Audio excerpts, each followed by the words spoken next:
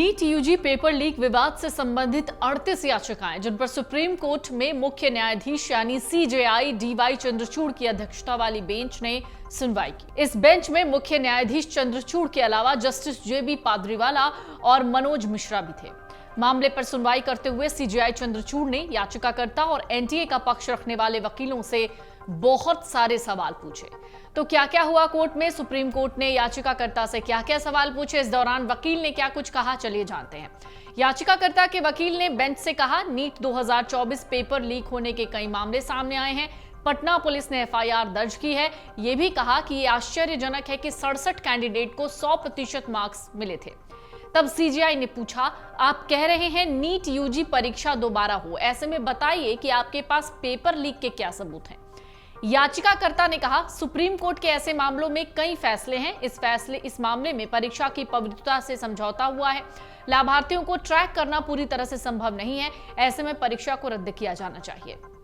याचिकाकर्ता ने यह भी कहा, पेपर लीक करने में ऑर्गेनाइज्ड गैंग इसमें शामिल था। बिहार पुलिस ने इसका खुलासा किया है। 67 के पूरे नंबर आ गए हैं, जिनमें से 6 एक ही सेंटर से थे।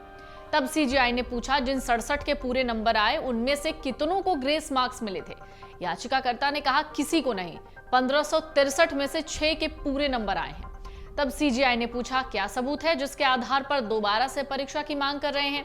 सीजेआई ने कहा, क्या यह बात स्वीकार कर ली गई है कि पेपर लीक हुए थे।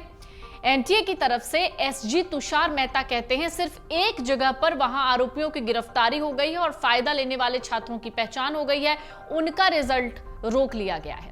एसजी तुषार मेहता कहते हैं, सवाई माधोपुर में छात्रों को परीक्षा देने के लिए पूरा समय दिया गया। हां, शुरुआत में गलत पेपर सेट दिए गए थे, लेकिन बाद में गलती सुधार ली गई थी। सीजेआई ने फिर एनटीए से पूछा, पेपर किसकी कस्टडी में रखे गए थे। एनटीए ने पेपर शहरों के बैंकों को कब भेजे। हम जानना चाहते हैं कि प्रिंटिंग प्रेस कौन सी है और ट्रांसपोर्टेशन के क्या इंतजाम थे। सीजेआई ने यह भी कहा कि अगर लीक इलेक्ट्रॉनिक माध्यम से हुआ है, इस पर हमें विस्तार से बताइए। जो भी हम फैसला लेंगे उससे लाखों छात्र प्रभावित होने वाले हैं। सीजेआई ने कहा, 720 अंक जिन 67 छात्रों को मिले हैं, उनमें से कितने छात्रों को ग्रेस मार्क्स बताए गए हैं, इसकी डिटेल जानकारी चाहिए। सीजेआई ने कहा, 720 अंक जिन छात्रों को मिले उनमें से कोई रेड फ्लैग तो नहीं। अगर ऐसा हो तो क्या इसकी जांच हो सकती है। सीजेआई ने यह भी कहा, 1563 छात्रों ने दोबारा परीक्षा दी जिन्हें ग्रेस मार्क्स दिए गए थे। क्या हम लाभार्थी छात्रों का पता लगाने में सक्षम हैं? अगर ऐसा नहीं है तो परीक्षा को रद्द किया जा सकता है, इसलिए हम सारी जानकारी चाहते हैं। सीजेआई ने यह भी कहा कि क्या इस मामले में किसी एक्सपर्ट को शामिल कर सकते हैं। इस मामले में सेल्फ डिनायल सही नहीं होगा। सीजेआई ने यह भी कहा, हमें इस बात को भी देखना है कि भविष्य में इस तरह की बात ना हो, उसको लेकर क्या किया जा सकता है। हम प्रतिष्ठित परीक्षा की बात कर रहे हैं। मिडिल क्लास के अभिभावक बच्चों को मेडिकल में जाने के लिए कहते हैं। सीजेआई ने पूछा, विदेश कैसे पेपर भेजे गए।